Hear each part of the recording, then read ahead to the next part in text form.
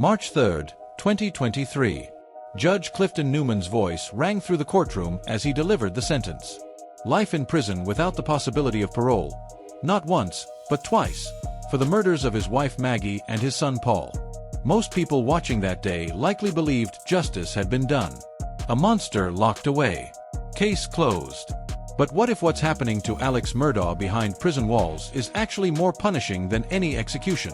Stay with me, because what you're about to hear may completely reshape how you think about punishment itself. Before we look at Murdaugh's current existence, there's something crucial to understand.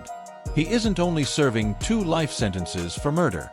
In November 2023, he was hit with an additional 27 years for stealing from his own legal clients. Then, in April 2024, a federal judge added another 40 years for financial crimes. The man who once held immense power in South Carolina now lives in an 8 by 10-foot cell inside maximum security. Here's where many people get it wrong. Most say they'd choose life in prison over the death penalty. At least you're alive. At least there's hope. But is there really? Because the reality of what Murdaugh faces every single day forces a hard question.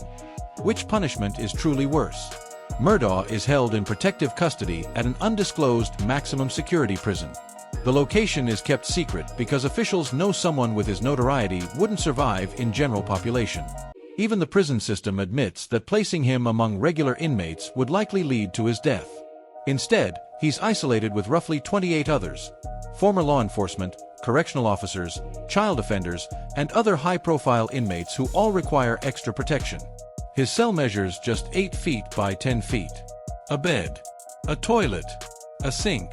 That's his entire universe. But here's what most people don't realize. From Friday evening until Monday morning, every single week, he is locked inside that cell with 0 movement. 72 straight hours in a space smaller than most bathrooms. Week after week. Year after year. Until he dies. During weekdays, he's allowed roughly 8 hours outside his cell. But who is he around? According to his attorney, Jim Griffin, many of the inmates nearby are sex offenders convicted of horrific crimes. Murdaugh avoids them entirely. Even during his limited out-of-cell time, he's navigating a social landscape filled with people he wants nothing to do with. A former cellmate later came forward to describe what he saw inside. He called the conditions appalling and revealed something that stunned even seasoned inmates. On Murdaugh's very first Monday of recreation, a correctional officer allegedly handed him a brand new tablet, still sealed in its box with the plastic film untouched. Meanwhile, others waited 60 days for used tablets, some damaged or burned by cigarettes. A man convicted of killing his own wife and son receiving special treatment from the start. That treatment didn't stop there. Murdaugh reportedly received phone access others didn't. Shortly after arriving, he sent an email that was leaked to the media, exposing the exact location of the protective custody unit, a location meant to stay confidential for safety reasons. The result? Prison officials shut down tablet access for the entire unit for 21 days while reworking the system. 30 inmates lost their only connection to the outside world because of one man. But the claims go even further. The former inmate alleged that Murdaugh has been using his legal knowledge to assist other prisoners, for a price. One detail stood out. He reportedly provided legal help to the inmate responsible for making contraband wine inside the unit. Yes, alcohol being produced inside maximum security. And that's not all. According to the same source, drugs frequently enter the facility via drones or corrupt correctional officers. In July 2025, a state grand jury indicted 5 corrections officers for conspiracy and for smuggling drugs and cell phones into McCormick Correctional Institution. The former cellmate made an explosive claim: Murdaugh may be financing some of that contraband. Smuggled cell phones can cost around $2,000 each. So where would that money come from? Supporters fascinated by his case have reportedly deposited hundreds of dollars into his commissary account. If true, Murdaugh has recreated a shadow version of his former life behind bars, using money, influence, and manipulation, just as he did while stealing millions from his clients outside prison. But here's the reality: no amount of control can change. No matter what privileges he has, he's still trapped. And he will remain trapped until he dies. Every morning, he wakes to the same truth. There is no parole hearing, no future release. In South Carolina, Life without parole means exactly what it says. You die in prison. Period. Death row inmates live with the terror of knowing their execution date is coming, but there is finality. Most wait around 20 years, but eventually it ends.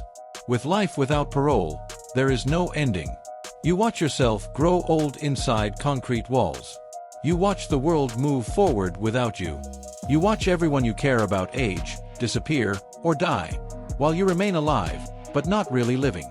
Researchers describe this as civil death. You exist, but you no longer belong to society. No future, no purpose, no meaningful role.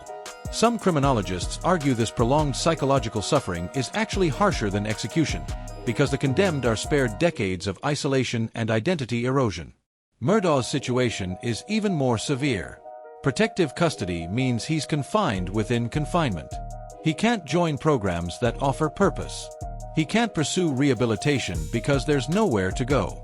His lawyer revealed something telling. Murdaugh wants to be moved into general population. He would rather risk assault or death than remain isolated. That's how desperate he is for normal human interaction. But the system won't allow it. He's too infamous, too vulnerable, too dangerous to himself. So he remains stuck, too well known to be safe, too alive to escape through death, too guilty to ever walk free. According to his attorney, he spends most of his time playing chess and working as a unit orderly, essentially cleaning and maintaining his area. Chess games, janitorial tasks, decades of repetition in an 8-by-10-foot box. Then came December 2025, and everything shifted again. Becky Hill, the court clerk from his murder trial, pleaded guilty to multiple crimes.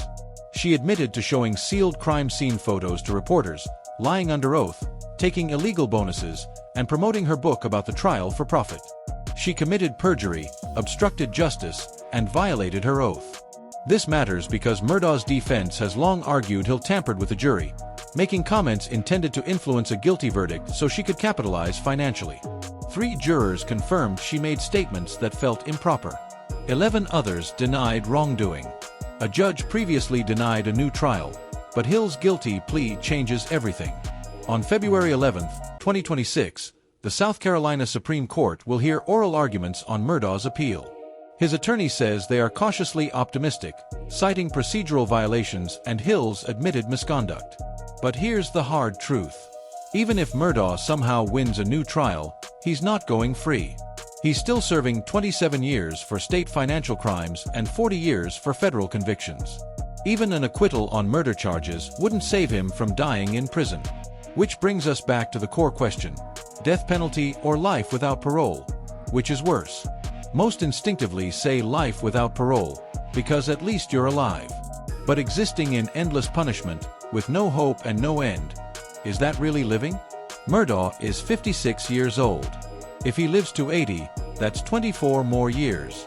If he reaches 90, that's 34 more years waking up in the same cell, seeing the same walls, following the same routine, knowing this is all there will ever be. There's a reason some lifers say they'd prefer execution. Death row inmates have a date. Life without parole inmates have only endless continuation. Long-term isolation causes severe psychological decline. Depression, anxiety, psychosis, memory loss, emotional numbness.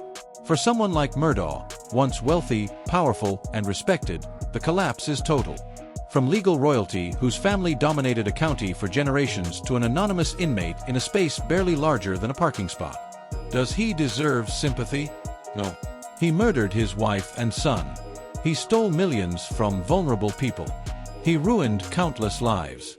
This isn't about pity. It's about understanding what life without parole truly means. Execution brings fear, then finality. Life without parole brings permanent suffering, decades of mental decay until the body finally fails. Some call it a living death. You breathe, but you don't live.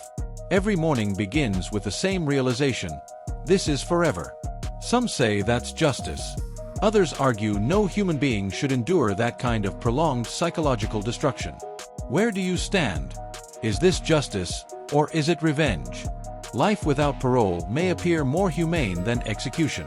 But for the person locked inside a cage for 30, 40, or 50 years until they die of old age, it may be far worse. Alex Murdaugh will spend the rest of his life watching time pass, playing chess, doing menial work, hearing about the world but never rejoining it. His appeal will be heard in February 2026. Legally, the case continues. Practically, his fate is sealed. Whether he wins or loses, he's dying in prison. The only unknown is how many decades he'll endure before the end. So has this changed how you view life imprisonment versus the death penalty? Let us know in the comments. Because once you truly understand what life without parole means, you may never look at punishment the same way again.